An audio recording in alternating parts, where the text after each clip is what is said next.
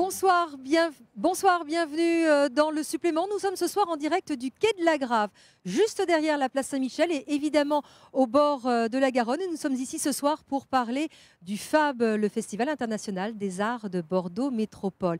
Et vous avez la chance de découvrir derrière moi le Paradisio. C'est le chapiteau qui sera vraiment le centre, le cœur de la vie du FAB pendant une dizaine de jours. Alors ça ouvre officiellement demain, donc c'est encore en plein préparatif. Je rejoins Sylvie Violand, bonsoir. Vous êtes la directrice du FAB. Alors, le chapiteau s'appelle le Paradisio, c'est magnifique comme nom. Et c'est aussi le thème de ce FAB, de cette 3e édition du FAB. Pourquoi? Est-ce que le monde est tellement noir, tellement terrible, qu'il fallait trouver une lueur d'espoir et aller chercher dans le paradis? Ah oui, vaste question que le paradis. Donc la question c'est est-ce qu'il est définitivement perdu ou est-ce qu'on peut encore le conquérir?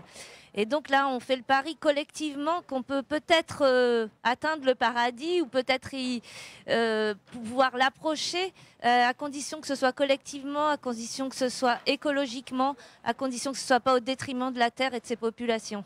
Et pour autant, avec le rapport du GIEC qui a été rendu ce week-end, le week-end dernier, l'avenir semble quand même sombre, mais les artistes ont encore envie d'y croire finalement. Et ils nous donnent finalement cet espoir. Oui, on a une dizaine de spectacles qui traversent le FAB et qui parlent du paradis, notamment par exemple les rendez-vous au paradis qui vont se balader à Bordeaux et dans la métropole, à l'Opéra de Bordeaux, à la Cité du Vin, à la Cité Frugès à Pessac, une petite forme à découvrir et puis plein d'autres spectacles. On reviendra sur la programmation tout à l'heure. Alors, parmi tous les spectacles, il y en a un, lui aussi s'interroge sur le paradis et sur sa place dans l'univers. Est-ce que c'est ici, sur Terre, comme le disait Sylvie Violand, ou est-ce que c'est beaucoup plus haut, au-dessus de nos têtes? C'est Richard Maxwell, c'est un plasticien américain. Et il livre une œuvre exigeante, vous allez le voir, mais où chacun trouvera une réponse. Avec Philippe Turpot, nous avons assisté à la dernière répétition hier. Regardez. C'est dans un paradis blanc que nous invite Richard Maxwell. Et est-ce cette voiture blanche, elle aussi, qui nous permettra de l'atteindre? Et le paradis, selon Maxwell, est plus proche qu'on ne le croit. J'ai le sentiment que la vision du paradis est dans ce message. Il est là pour que nous puissions tous le saisir et je pense que c'est le sens de cette pièce. Elle nous dit, prenez à bras le corps ce qui vous tient à cœur, nous sommes au paradis, ici et maintenant. C'est le paradis. Plus qu'une pièce, c'est une installation que propose l'artiste plasticien, avec une scénographie vivante mais pensée comme une œuvre d'art présentée dans une galerie. Elle est aussi sa vision de ce que vit actuellement la société américaine depuis l'élection de Donald Trump. Pour moi, ce texte est très pertinent, surtout en ce moment aux États-Unis. On traverse une période politique très clivante et il traite particulièrement des oppositions au sein de nos communautés. Le décor est épuré, voire aride. Le propos et son interprétation sont parfois déroutants, mais l'œuvre trouve un écrin parfait dans la base sous-marine de Bordeaux, tellement chargée d'émotions. Cette semaine. En train de parler de ce magnifique chapiteau, le Paradisio. Alors là, c'est encore assez en effervescence puisque ça ouvre demain. Pourquoi avoir voulu ce lieu comme ça, aussi festif, qui parle du monde du cirque finalement?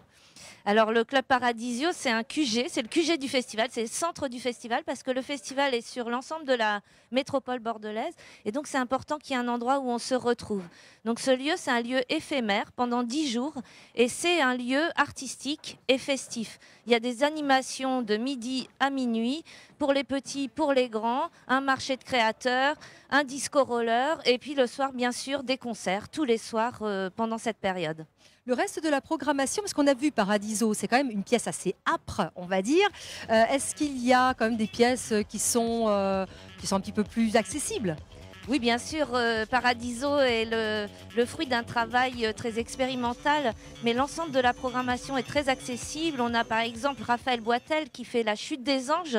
C'est une création d'une circassienne, donc c'est un spectacle de cirque, mais qui mêle aussi la danse, l'illusion. On a des spectacles en espace public, comme les bains publics, mais aussi dans les salles. On a un focus, bien sûr, autour de Yann Fabre, qui commence aujourd'hui. D'accord. On va évidemment laisser les spectateurs découvrir tout ça. Et parmi toutes ces œuvres, une a été présentée à des lycéens de Nouvelle-Aquitaine, une façon de les rapprocher de l'art contemporain et des lieux de culture. Les images sont toujours signées Philippe Turpot. Faire découvrir d'autres cultures et plus largement l'art aux lycéens éloignés des infrastructures, c'est une des missions que se donne le FAB.